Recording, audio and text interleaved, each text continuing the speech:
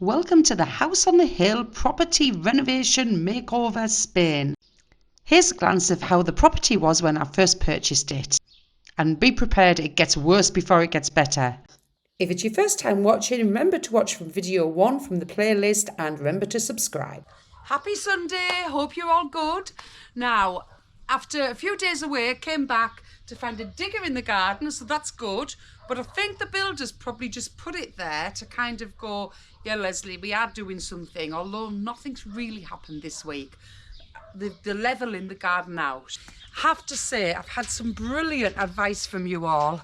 So much information, and it has actually influenced my decisions that I'm making on organising the property and designing it. Grey. The theme of grey window frames. I asked you all, should I get dark brown or grey, like a wood look, even though they're aluminium? And you were all like, no grey, no, definitely don't have grey. All of you said not grey. Here's the colour scheme that I'm aiming for, which does incorporate a little bit of grey tones. However, yes, I've ruled out the grey windows, I've listened to you, and I'm going for the brown wood look.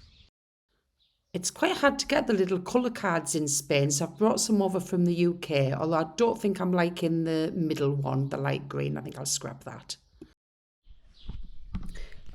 Here I am showing you my high-tech measuring skills. 1 step equals 1 metre.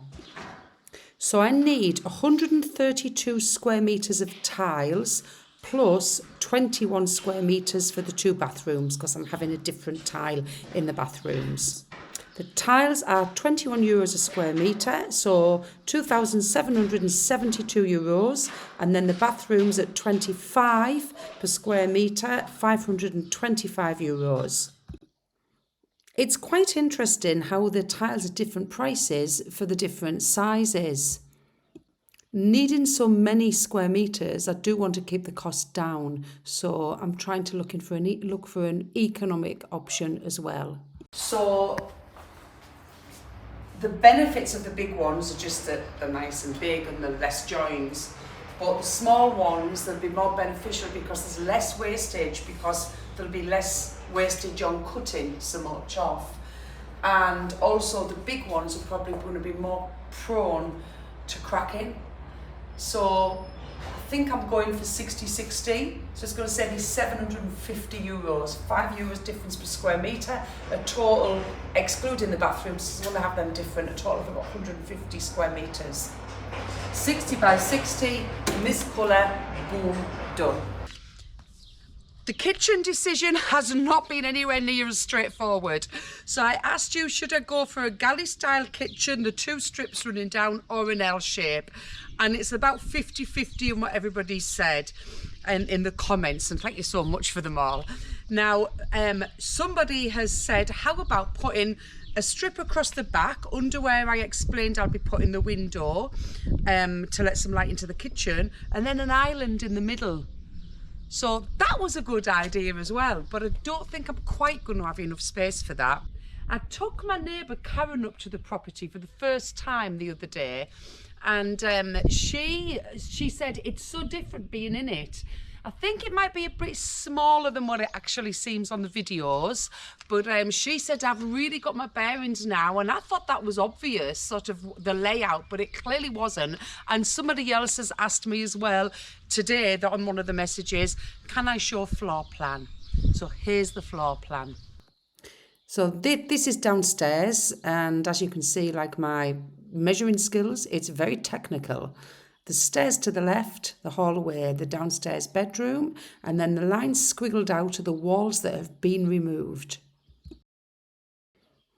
And to the first floor upstairs, again the walls squiggled out between the 2 bedrooms, that's now 1, and between the hallway and the animal room, which was accessible from outside and will now be accessible from inside and be the upstairs bathroom. Bedroom 3 is what will be my dressing room. I love these tiles for the bathroom walls, maybe in the shower, the cream one. And then the bathroom floors with this tile, I think it would be quite nice to get that wooden look tiles, although I wasn't keen on them, but I'm starting to think now it might look good combined with this. I do get followed everywhere by this dog Lolo. It doesn't belong to me. Now, I took Karen, my neighbour, up to the house for the first time for some valuable advice.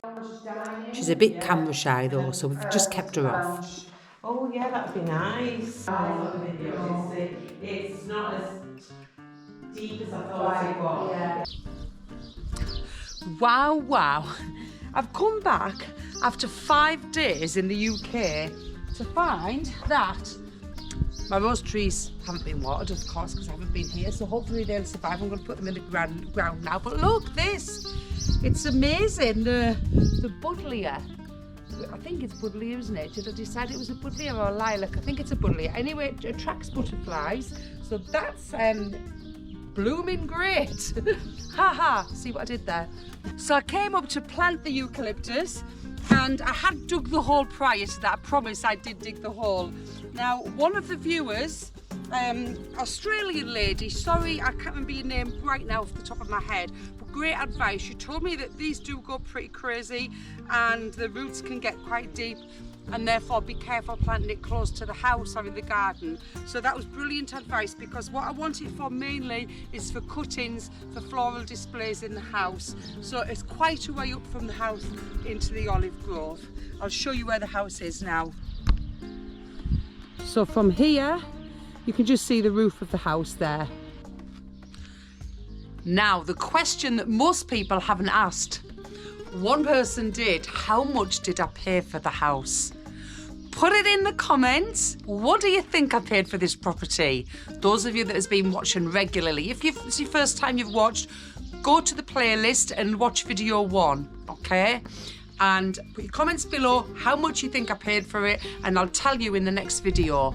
And then next week, they're going to start put the tubes in the floor for the underfloor heating. I do always like to include a little bit of what I've been doing. At the end of the videos, I always put a little bit about my lifestyle of what I've been doing that week. So this week I was in the UK at the beginning of the week, and then I came back and spent all day yesterday sewing.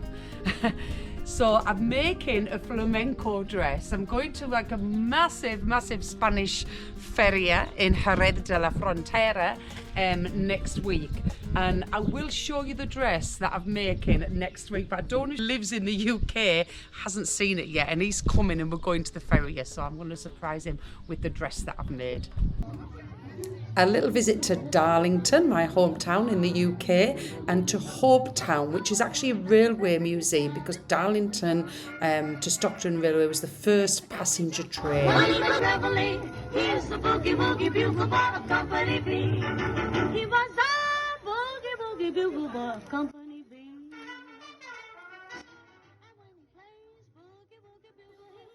And a funny little finish with a photo of my sister and niece with the Mayor of Darlington. Please subscribe so you don't forget about me. You'll be notified when I put the new videos on.